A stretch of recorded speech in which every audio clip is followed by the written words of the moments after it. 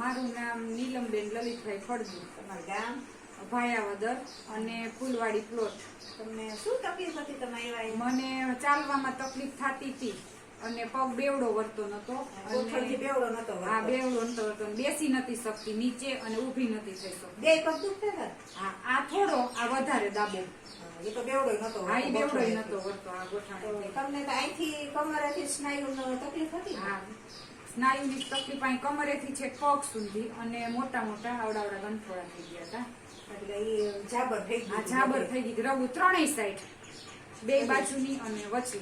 એની હિસાબે તમારા ગોઠણ નતો? હા, અને પગે સોજી ગયા હતા મારા બે. તો તમને કેવી ટ્રીટમેન્ટ આપી? હાજર રેખાબેનની ટ્રીટમેન્ટ બહુ જ સરસ. 6 દિવસની મેં ટ્રીટમેન્ટ લીધી. એના જેવું માલિશ, શેક અને પાટા ડોક્ટરને પૈસા દેતા ઈ કરી ન શકે. એટલો હળવો ફૂલ પગ થઈ ગયો. મારા હોજા મટી ગયા અને મારા સ્નાયુની અંદર મોટા મોટા ગંઠોડા હતા ને એ બધા સરસ, એકદમ સરસ હળવા પગ કરીને લીસા થઈ ગયા. અને સરસ માં સરસ ટ્રીટમેન્ટ હોય ને. મોઢામાં દવા ખાવાની કઈ આપી હતી? એકેય પ્રકારની દવા નહીં કે એકેય પ્રકારનો પાવડર નહીં, ખાલી ખાવાનું કઈ? મોઢેથી એકેય વસ્તુ લેવાની નહીં, ખાલી સારવાર કરી હાજર કરી? બહારથી સારવાર. અને આ પૈસા દેતા આવી સારવાર આ શેકની અને આ મસાજની થાય જ નહીં. હા, માલિશ ને મસાજ એના જેવું પૈસા દેતા કોઈ. અને પાટા વ્યવસ્થિત 6 દિવસમાં. એટલે એમ કે 1 કલાકની માથે સમય 10 મિનિટ લેતા અને હાવ નિષ્ઠાપૂર્વક. એટલે એકેય વચમાં વિહામો ખાધા વિનાનું વ્યવસ્થિત કામ. પેશન્ટ શું હોય, આ ગોઠણ દુખે કરે, પણ એ ગોઠણના ઘસારા 105 વ્યક્તિને ઘસારા હોય. બરોબર. મેન કારણ એનું છે આ ગમે ત્યાં તમને ગાંઠા હોય, અહીંથી કે કમરેથી ગમે ત્યાં રગ દબાતી હોય, એને હિસાબે પેલા તમને અહીંયા દુખે, પછી આ પકડે એટલે તમે હાલવામાં તકલીફ પડે ને બેવડો ના વળે.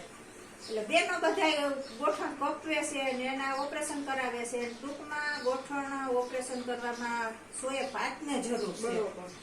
ખોટા ગોઠણના ઓપરેશન કરાવવા કરતા તમે એક વખત અહીંયા બતાવો, જોવો, સારવારથી હાજર થઈ જાવ તો તમારે ગોઠણ આજીવન સારો રહે. અને અંદર લોહી અડતું ફરતું થઈ જાય ને કેટલાય બીજા ફાયદા પણ છે. એમ કે તમારે ઓપરેશન કરાવશો પરોઠી નીચે બેહી ન થવા. ઈ હાડકાનો પ્રશ્ન છે. આ સ્નાયુ હોય તો આ બેય સારું થઈ જાય. આ સ્નાયુ જળાઈ જાય, જકડાઈ, એની હિસાબે તમારું ગોઠણ પકડી રાખે છે. એટલે તમને બેવડો વરવા નથી દેતો. મારે પગની નીચેના ભાગમાં આવડા ગંઠોડા હતા, એકદમ સોપારી જેવા. અને ઈ બધા એકદમ 2 દિવસ માલિશ કરી, ત્રીજા દિવસે તો માંડ્યા બધા પોચા હળવા અને હળવા થવા. મને ખુદને જ ખબર પડવા માંડી કે એકદમ આ હળવો પગ થઈ ગયો. અને સોજાય હતા ચકમકી એવા. એને બદલે સરસ પગ ચોખ્ખા વ્યવસ્થિત બહુ જ ખુશ. અમે તો એમ જ કહી છીએ કે જો આ બધું તમારી સ્નાયુની કસરત કયો કે જે માલિશ કયો ગંઠોડા મટાડવા તો રેખાબેન નું કામ એમાં 100% રિઝલ્ટ છે. દવાખાને દવા દેતા આવું ન કરી દે, સમજાણ? આપણે દવા દીધા વગર હાજર કરીએ છીએ બહારથી જ. હા, બસ અંદરની દવા કોઈ લેવાની, ઓલી દવા તો નુકસાન કરે. આમાં સ્નાયુ સરસ થઈ જાય છે બધે. અને પગને હાલવામાં ખોરા પડી જાય, વાંધો ન થાવ તો બધું સરસ જ છે. એમાં કાંઈ ઘટતું નથી.